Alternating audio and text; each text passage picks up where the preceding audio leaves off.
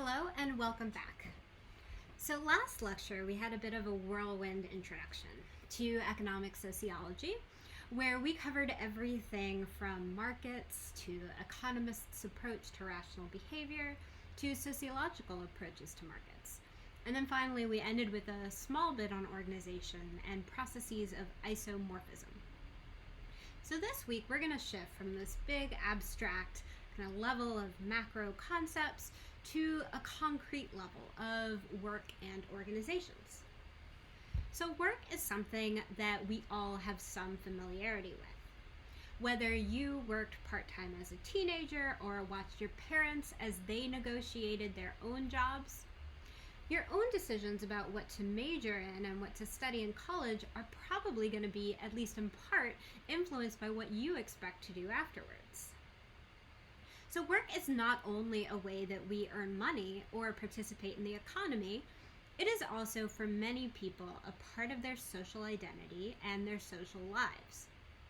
By some estimates, you will spend a third of your life at work. Your work will influence things like where you live, the friends you make, when you can buy a house, when you start a family. So with so much at stake, how do sociologists approach this important and crucial aspect of people's lives? So there are three main topics that we are going to cover in lecture today. The first is directly from the Kallenberg reading, and it asks sort of what is a good job and what is a bad job. Then we're going to discuss how work has changed over time. I'm going to give you a very brief overview of two major periods in American economic history, periods referred to as the Great Compression and correspondingly the Great Divergence.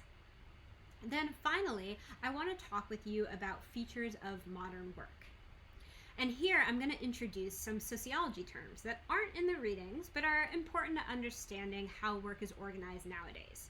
So concepts like polarized jobs and a fissured workplace. Then finally, at the end of class, we're going to return to good jobs and ask how white-collar work has changed in America. So for today, I had assigned a fairly long snippet of reading from the book Overload. And we're not going to be able to cover all of it today, but it's something I want you to be thinking about as we go through today's class. What kind of workplace do you want to be in 4 years? What about in 10 years? All right, so let's jump right in. Let's start with what is a good job. So what do you picture when you imagine a good job? The stock photo, for instance, has several features of job characteristics that might matter. You immediately get a sense here of a very non-hierarchical workspace. For instance, everyone seems pretty equal, crowded around a table. It's not obvious who the boss is. This photo basically screams teamwork. And there's almost a worrisome level of smiling happening here. And of course, it's very young and very diverse. The reason that this is a stock image is that this is precisely the kind of image companies trying to recruit largely college-educated white-collar workers want them to imagine they are stepping into. Okay, so we can be a little more systematic about how we characterize good jobs. So I'd like you to think of what comes to mind when you think about what would be a good job for you. Maybe it's a job that pays well. Maybe you'd take less pay but want good benefits, good health insurance, or maybe a lot of vacation time. Maybe you want something meaningful or something challenging. Maybe you want a job where you become friends with your coworkers. Or perhaps you just want a job that you can put down when you come home, something that won't bleed over into your weekends and into your weeknights. With all these different possible answers, how do sociologists study jobs? Well, there are two categories of job qualities that sociologists can distinguish between: extrinsic rewards and intrinsic rewards. So extrinsic rewards are aspects of a job that are external to the job or the task being done itself. So things like wages and fringe benefits. Fringe benefits, by the way, just refers to non-wage benefits. Those are things like healthcare or money for retirement. This is the easiest part of work to study. How have things like wages or benefits changed over time? Then there are these intrinsic rewards. These are things which are intangible aspects of a job that somebody might find valuable. Things like how interesting the work is, how much security do you feel at your job, how much skill does a job require, do you get to use your mind, or are you just punching numbers into Excel all day? And finally, how much control do you have over your job? This last one is going to be particularly important for understanding the book Overload. These features of work are harder to study than some of the things like wages because they're inherently subjective.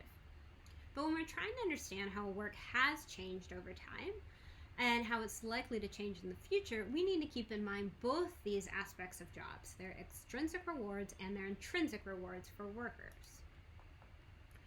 Okay, so by this point in the course, you should have a fairly well-developed sociological imagination.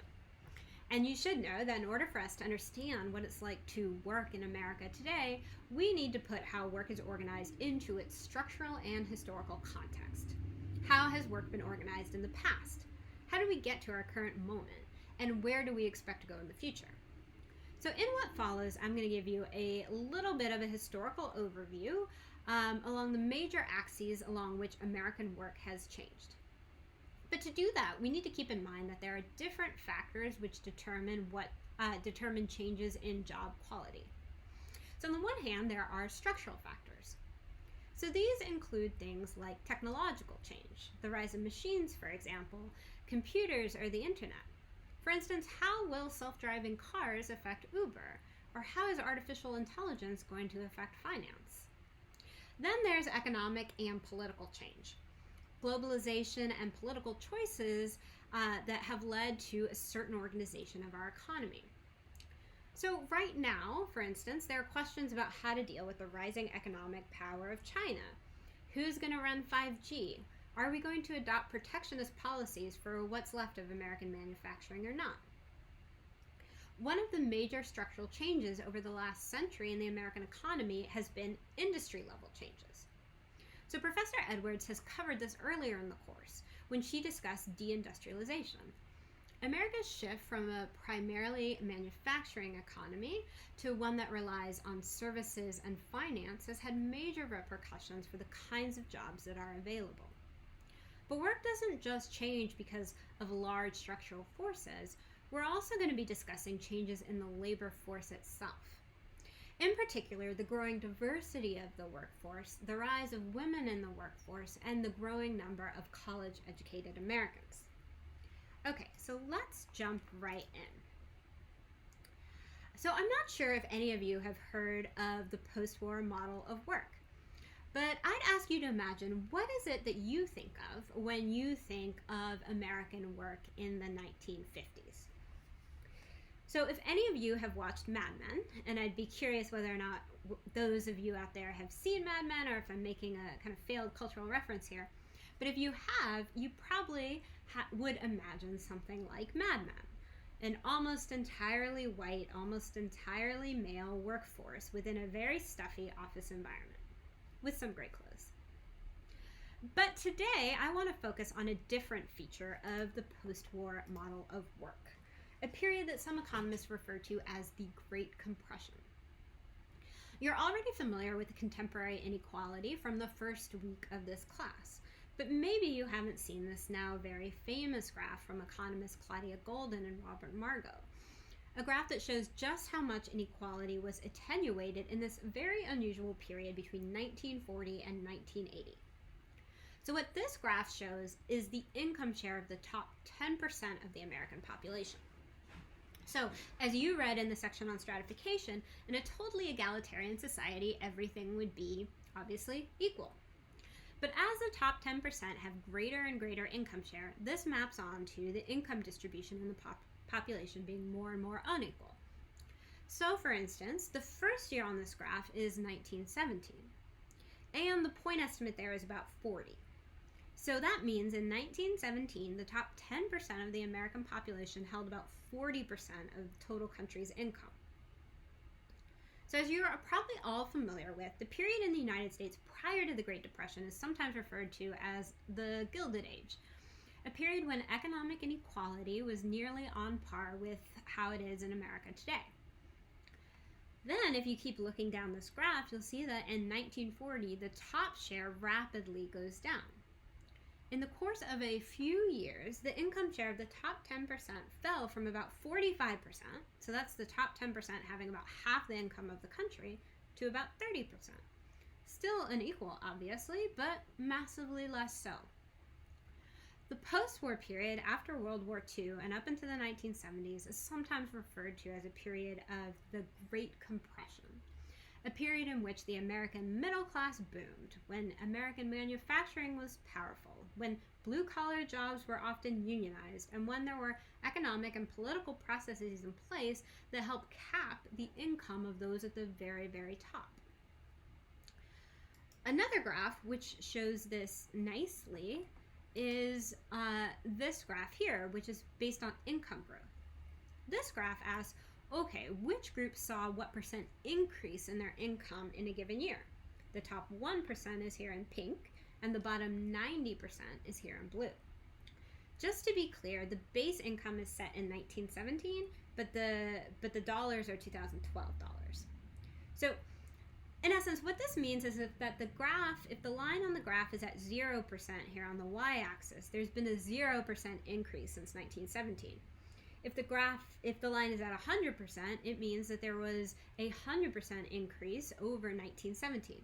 And again, these are all in 2012 dollars if you're trying to interpret the y-axis. So what you can see here is that there's a steady increase in the income of the bottom 90% in blue starting in 1940 all the way until about 1970. And then it starts to just level off. That is, wages begin to stagnate. Basically, since the 1970s, the bottom 90% of earners have seen very little real growth in their incomes. So I just want to underscore that this is huge. This isn't income growth among the bottom or even among the bottom half of the country. This is 90% of the country. And I also want to underscore, as math majors among you might attest, there's nothing about the math here that requires this to be the case. It should be possible for incomes to rise for everyone, for economic gains to be broadly distributed. But instead, we only saw that during this relatively short time frame between the 1940s and 1970s did we see the incomes of the bottom 90% rise. Instead, since the 1980s, the only group that has seen major increases in their income over time is the top 1%. Okay, so let's go back to that Great Compression graph. What caused this this period of relatively greater equality between 1940 and 1970? So if we were all in person right now, I direct your attention to the year 1940 when the Great Compression starts. There's this big decrease, and I'd ask you, what happened in 1940? And after a brief pause, you would all respond in unison, the recovery of the Great Depression. But truth be told, there's not one surefire, agreed upon reason for what happened here. Definitely the American economy recovering from the Great Depression, and later on the end of World War II, in which America emerged as basically the only wealthy country with an intact manufacturing sector, which gave it global dominance and an export surplus for about the next 30 years. But it was also a set of New Deal policies with very high taxes on the wealthy. We're talking about like a 99% marginal tax rate on the wealthiest Americans that helped flatten this income distribution. But whatever the causes, the Great Compression led to a specific model of work. Of course, as in any era, there's a lot of variation across jobs, and employment relations really depend on the company that one worked for. Nevertheless, there are some general characteristics that are typically associated with the post-war model of work. These were an increase in the percentage of private sector jobs that were unionized. Moreover, these jobs tended to have longer job tenure. That is, if you worked for a company, the expectations were you could probably stay at that company for a while, or maybe even spend your whole career there. Job tenure refers to how long an employee stays at a company, and overall there were more stable job tenure in the post-war era than today, at least among men. And finally, many workers who worked for large firms enjoyed what's called a defined benefit contribution plan, or in other words, a pension. That is, workers had a sort of contract with their employer where, in exchange for long-term job tenure, they received pension for retirement. It's called a defined benefit plan because the pension has a defined level of income that it provides to the pensioner.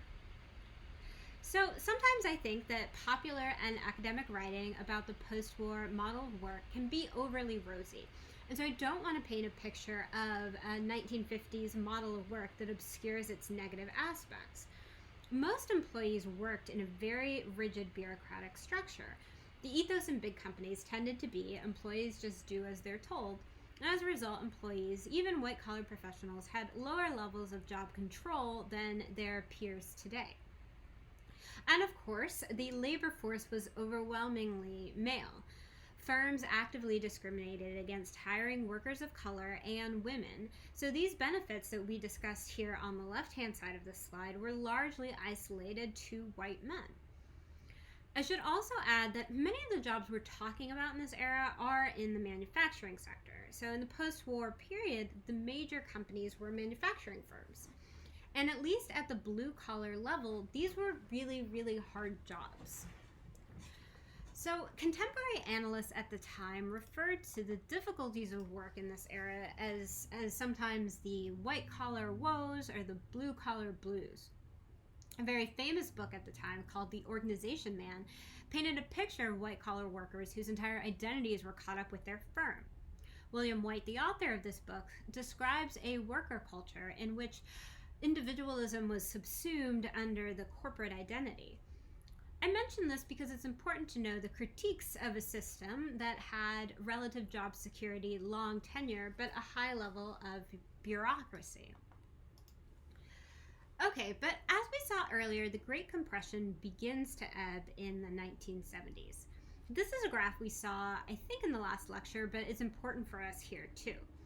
This graph illustrates what's called the Great Divergence, a period of time after the 1970s where wages for most workers begin to stagnate and where the most income gains go only to the very wealthy.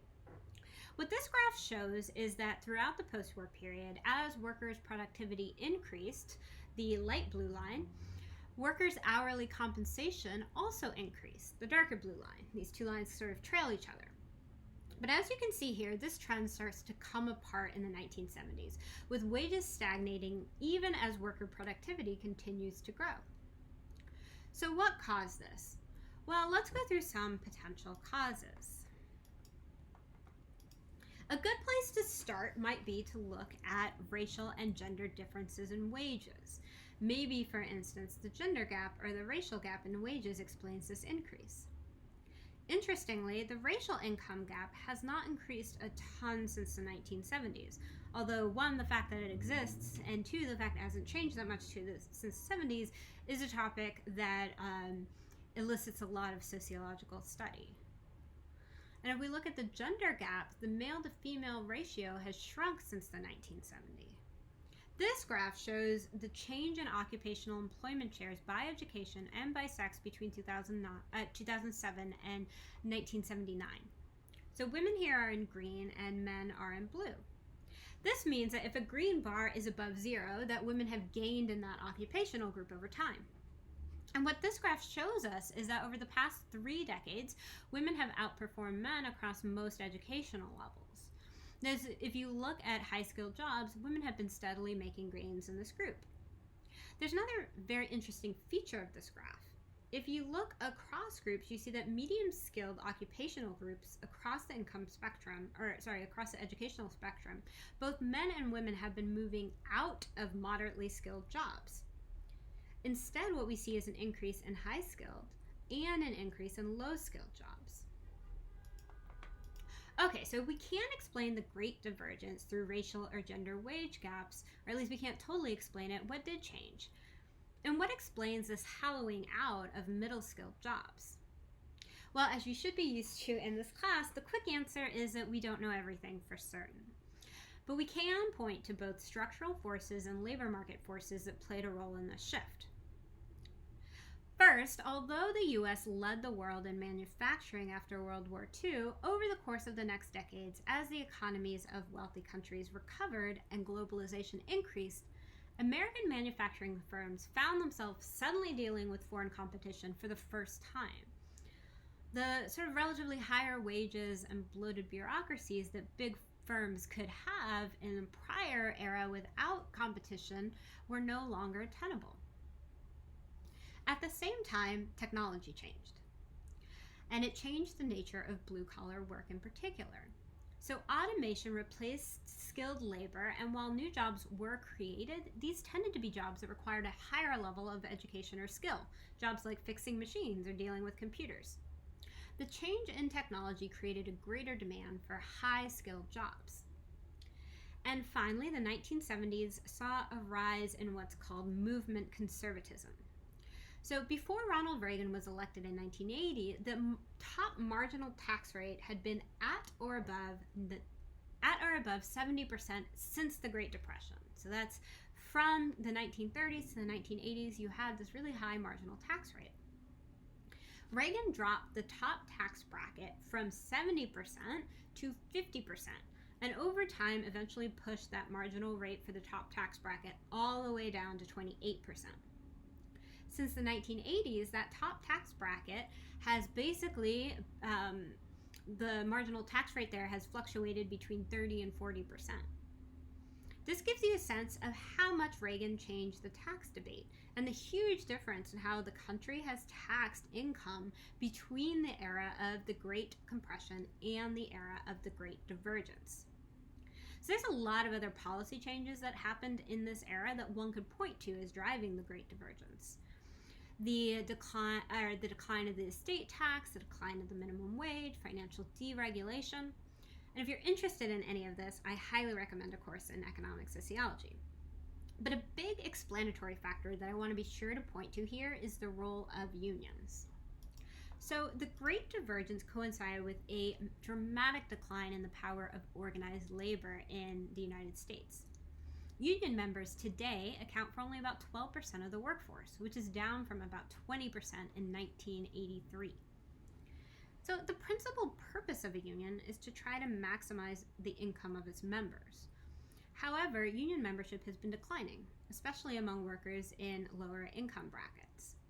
Some economists, namely David Card, have suggested that the decline in union membership among men explains up to 20% of the Great Divergence.